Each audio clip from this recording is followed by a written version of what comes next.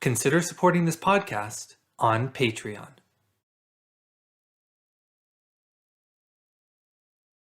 On this episode of the What is Asia podcast, I interview Brian Lander, an assistant professor of history at Brown University, to talk about his new book, The King's Harvest, a political ecology of China from the first farmers to the first empire.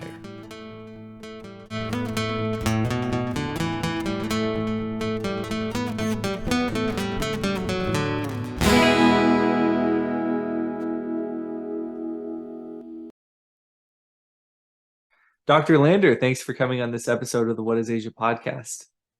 Thanks for having me. So you recently published a book in 2021 called The King's Harvest, a political ecology of China from the first farmers to the first empire. So can you just start by sort of spelling out what is going on in this title and then describe for us what it is that you're arguing in the book? And for both of these questions, if you could provide a little bit of historical and geographical context to this place and time period that you're studying. All right. So basically, the book is focused on the sort of central Yellow River Valley. It's in particular the province of Shanxi, where Xi'an is, and also the neighboring province of Henan, which are kind of core regions in Chinese civilization. And so one of the the first time I ever went to China, I was just shocked at basically just how extreme the human impact is on the environment. There's just humans and human stuff everywhere. And you don't see wild animals at all except some birds. And so my initial interest was really to try to sort of understand this long-term process of how people transform the environment so thoroughly. So a lot of my research focuses on sort of long-lost ecosystems, sort of what these places would have looked like if you were there a few thousand years ago, what kind of wild animals and plants would have been there, and then trying to recreate the long-term process whereby they were transformed. And so when I was an undergraduate, I was actually studying 20th century history, and I was very much sort of narrowly focused, thinking that only modern things are important. But studying environmental history, especially of a place like China, really drove me back thousands of years, much earlier than I had expected to be thinking about, because I realized that you can't really understand the story if you just read the last chapter. So essentially, the sort of key idea in a lot of ancient environmental history is that the human impact on the environment has massively increased over the past century, but there are some areas of the world where people transform the environments very early on. And these were often sort of centers of civilization, centers of agriculture, and so on. So it's, if you look at Egypt or Mesopotamia, the Mexico City area and so on, you have these centers of population where people transform the environment from early times. And so in these areas, you get the formation of different types of technologies, different types of social organizations that are like created by the density and sort of ingenuity of these new civilizations. And then those types of innovations are then allow human societies to get better at transforming environments, and so the focus of the book is really on political organizations and how political organizations arose in China and how they became agents of environmental change. So it basically traces the formation of this from the very beginning of agriculture in North China, and focuses on how states funded themselves, essentially. And the way I sort of explain this is that it's like if you want to understand an animal, you look at what it eats. And if you want to understand a state or a political system, what it eats is essentially its sort of tax income. And these ancient Chinese states, on the one hand, collected grain taxes from their populations. On the other hand, the people were required to work for them.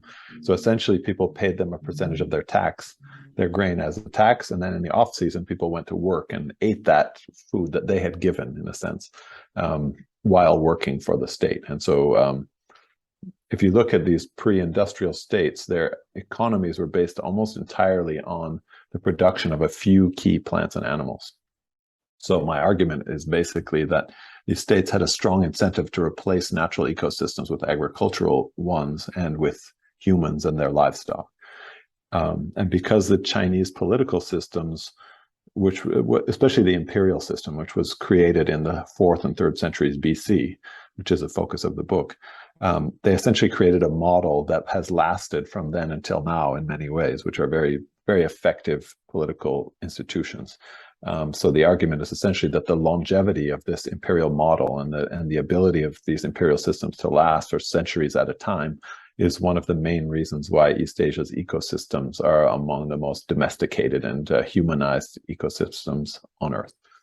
A question thinking a little bit about your decision-making process in the book. You stop at the fall of the Qin dynasty, or right there at the end. What was your decision-making process in deciding where to stop? Of course, knowing where to begin is maybe a little bit more obvious. You just kind of start with early archaeological records, but why end there? Well, actually, most people would probably have started with the state formation and not with agriculture. But I have a whole chapter on agriculture, so that I think is a little earlier than people would think. I mean, in the end, really, it's that you can't study everything. And I already studied something like 8,000 years. So I figured that the fall of the First Empire of China was a good place to stop, because then I had sort of shown how this imperial system came to exist. And everybody who studies Chinese history knows that the First Empire of China is really important, that they essentially established the model that the Han Empire, the Han Empire is kind of like the Roman Empire of East Asia, but the difference is that the Romans built their own system, whereas the Han Empire was essentially just a reconstruction of the Qin Empire. So everybody agrees that the Qin Empire is super important. And so if I sort of trace the story of state formation up to there, I think people should recognize the sort of significance of this sort of founding moment. I also have the conclusion of the book actually traces the impact of Chinese empires on environments from the fall of Qin till now.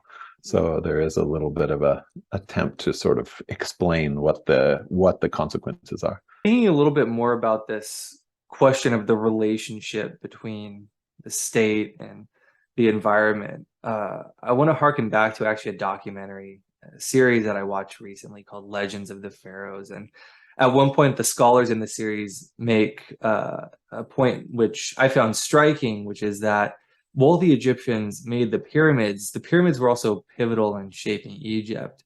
In short, what they mean is that the assembly of the pyramids was the impetus for innovations in construction, transportation, agriculture, medicine, etc.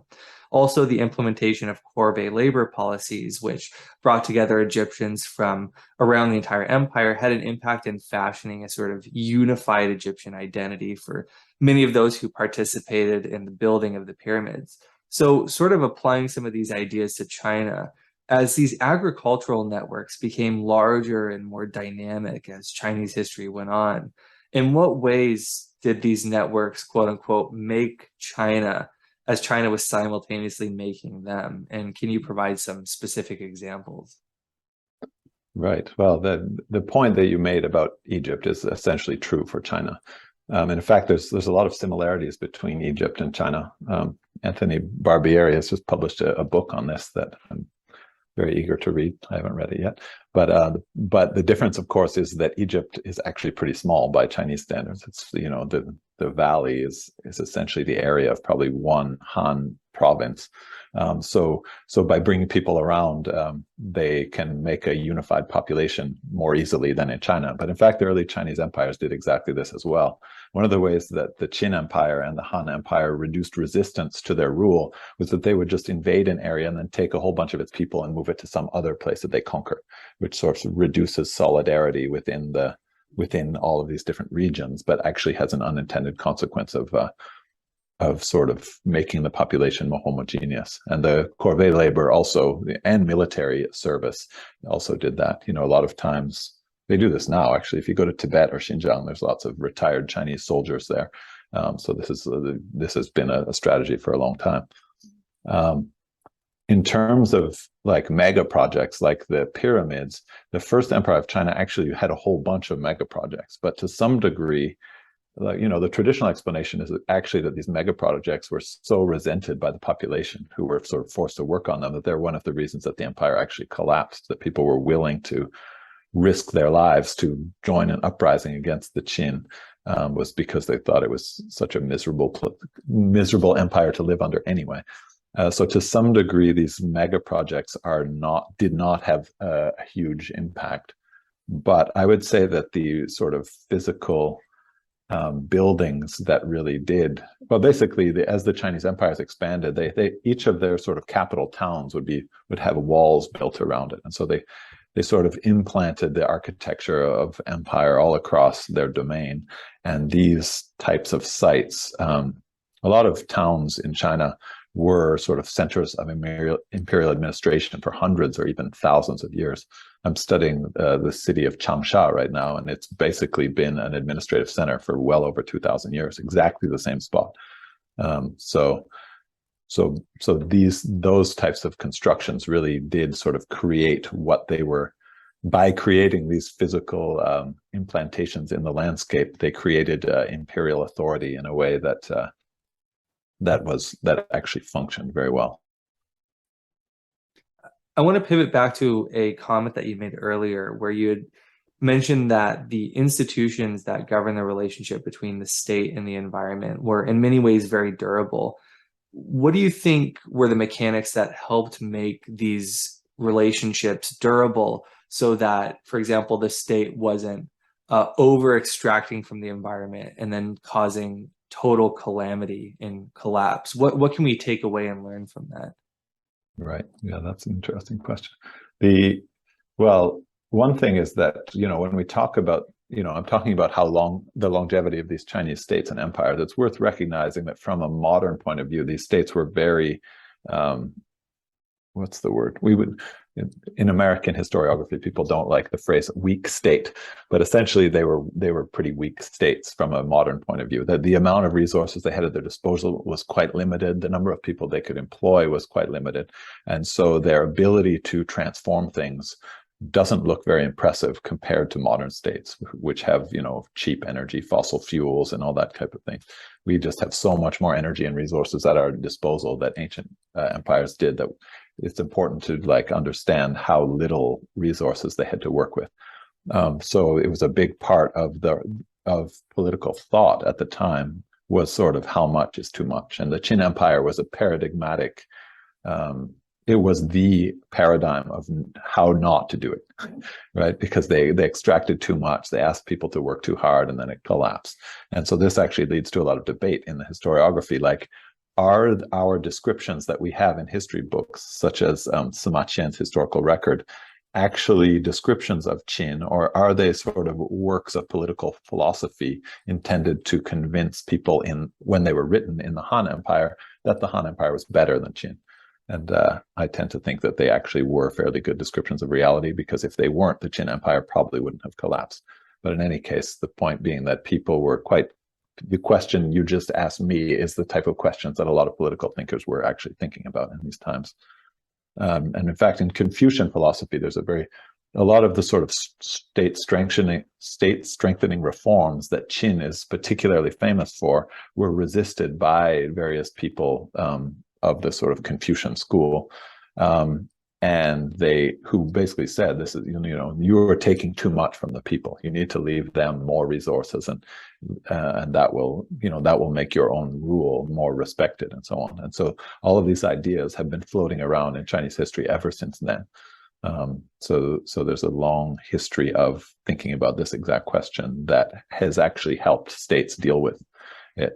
The other thing that I could add is that these states, one of the main things about their power was their ability to mobilize huge numbers of people in armies to defeat their enemies. And one of the main things they needed to do that was to build granaries that collected huge amounts of grain to feed the armies. And of course, once you've done that, you also have perfect infrastructure for preventing famines.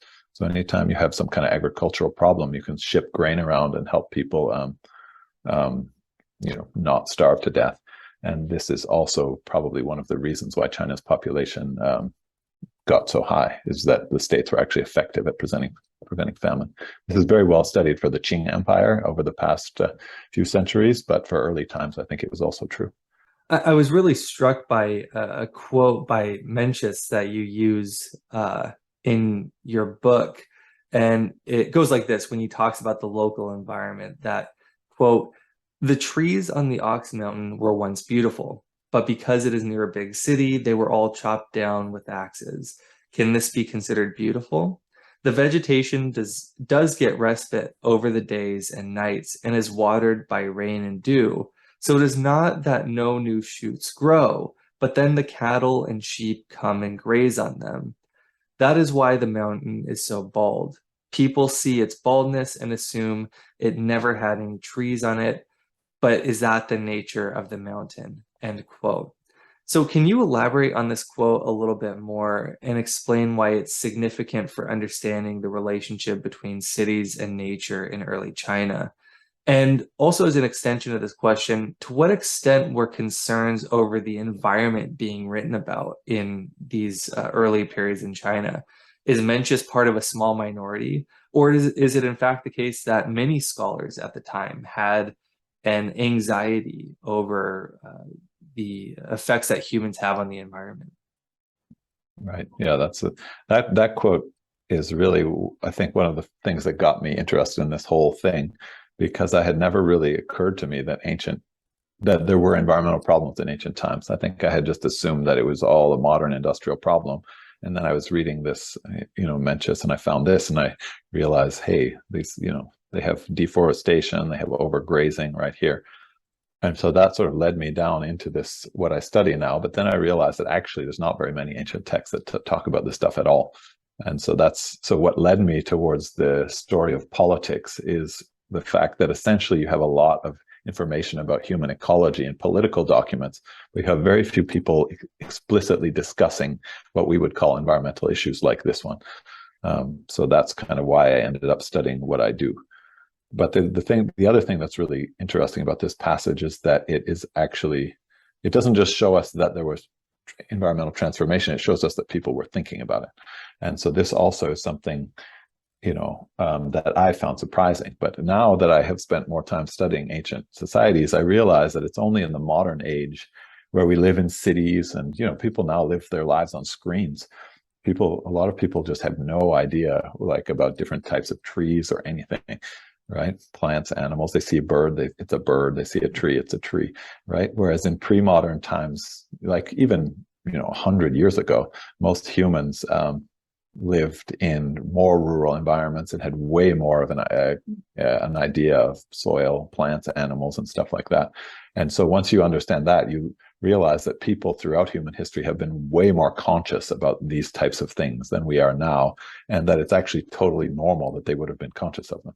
In Mencius's time, basically everybody was a farmer, except 98% of the population did some form of producing their own food to eat, and so clearly they would have been conscious of all kinds of things.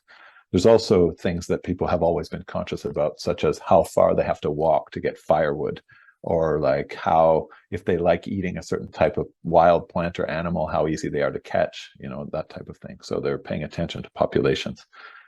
So I now actually have a course on it's on world environmental history before 1492. So it's essentially a sort of very pre-industrial environmental history course. And you realize that people just were conscious of all kinds of things that we assumed that they didn't know about, because we think that the pre-modern world was pristine.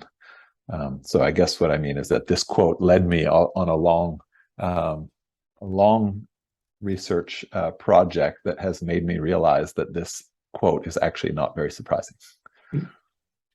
Before we wrap up, one question that sort of occupies my mind fairly often is that history sometimes gets this rap of being frivolous, sort of inconsequential. And I think especially in a lot of discussions that you may hear in the general public when people talk about history, it's sometimes the case that it's especially pre-modern history that sort of gets deemed as irrelevant or inapplicable to the daily life and the pressing matters of the 21st century.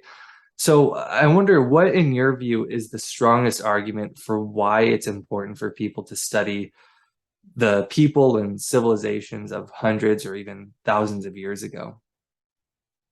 Yeah, Good question. I mean, I was one of those. When I was an undergrad, I didn't think anything before about 1900 made any difference in the world. And now I study much earlier periods. I think North Americans are particularly historically short-sighted because most of us live in towns that were founded like 100 or, on the West Coast, most people live in towns that aren't even 100 years old. So, I mean, obviously there were humans there before, but those towns didn't exist. So there's really a sense of like, if something old is like 100 years old, it's not like 500 years old. People in Europe and East Asia, I think, have a much easier time appreciating just that, basically places where you are actually surrounded by really old stuff, where there are buildings that are 1,000 years old in your town. You're obviously not going to think of the world that way.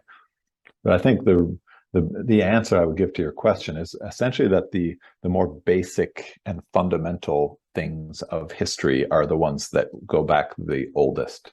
So, for example, things like languages and things like basic agriculture.